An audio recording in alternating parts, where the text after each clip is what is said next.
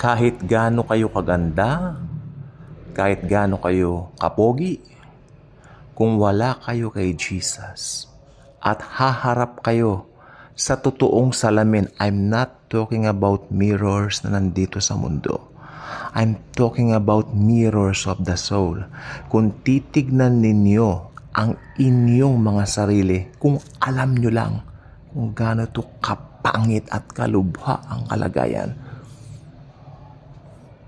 malubhangang talaga ang wala kay Jesus. Walang kapayapaan, walang katahimikan, walang contentment. Yan ang mga taong wala kay Kristo Jesus. Meron po nakalagay sa Bible na napakaliwanag, hindi po mapapasobalian. At nakalulungkot lang maski mga believers, nakakalimutan ito. Sapagkat tayo mga mananampalataya, nandito pa rin po naman sa mundong ibabaw. Hindi po naman yan may kakaila. But what I'm telling you is, kung alam mo lang yung katotohanan kung sino ka kay Kristo Jesus, kung sino ka kay Jesus, the God of gods, the God of the universe, the God of the galaxy, the God of the Milky Way, kung alam mo lang kung sino ka sa Kanya, hindi ka maiinggit sa mga unbelievers. Sino ba tayo sa Kanya? Tayo ay mga new creation. Di ba? Sa John 1:12 nakalagay, sapagkat lahat ng tumanggap sa Kanya ay Kanyang ginawang anak. Tayo po ay mga anak na ng Diyos. Sabi pa sa 2 Corinthians 5:17, anyone who is in Christ is a new creation. The old has passed. Behold, all things become new.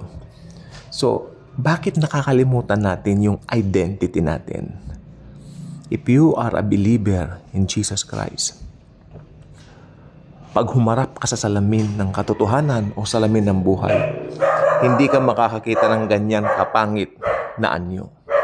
Ang makikita mo ay kagandahan, kapayapaan at kaluwalhatian at kaningningan ng Panginoong Hesukristo. Yan po ang magandang katotohanan ng nakikita Jesus. If you belong to Jesus, ikaw na nakikinig at nanonood nito, hindi ka matatakot na humarap sa salamin. Oo, dito sa mundong ito, ang mga tao tumitingin sa panlabas na anyo. Pero, ang Panginoong Jesus tumitingin po sa puso. Kasi, ang nasa puso mo, hindi rin ikaw ang may gawa.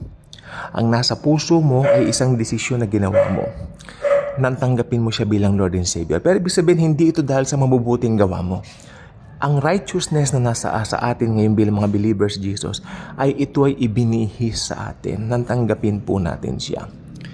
Kahit na ano pa ang pinagdaraanan natin, situations natin, which I believe tayo mga mananampalataya, may mga dealings tayo sa bawat araw ng mga buhay natin na dapat nating i-meet. Harapin natin ng may katatagan, especially sa makipag-deal sa mga tao na hindi ka nais-nais.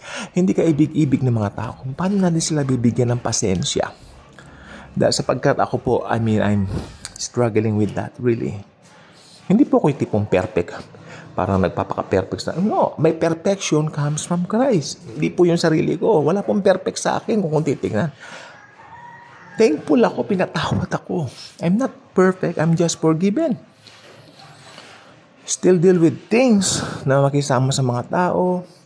Sapagkat tayo may mga issues tayo sa buhay. Maski mananampalataya tayo. But, ang maganda po rito, if you belong to Jesus, may bago ka ng nature. Wala na ang dating pagkatao mo.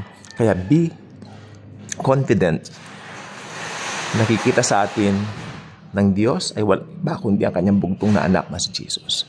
Perfect tayo, not because of anything good na ginawa natin. Perfect tayo dahil sa ginawa ni Jesus sa atin. Dapat mahalaga pong alam natin yan. Sapagkat ang mundo pong ito ay lakad. Ang lakad ng mga taga-mundo ay iba at taliwas sa lakad nating mga Kristiyano. Ba't ang malungkot? Dahil parang nagiging common na lang sa atin yung mga nasa mundo. Sometimes nakakalakad tayo ng lakad nila. Yan naman kung sasang-ayon kayo, nagsasabi kayo ng totoo. Kasi kung nasabihin nyo, hindi gano'n, nagsisinungaling kayo. Hindi po, totoo po. Sometimes nadadarang at nadadala tayo ng sistema ng mundo. Pero sabi ko nga po, if we belong to Jesus, we are now a new creation. Kaya mag-subscribe ka na rito, share this video, share Jesus. Thank you.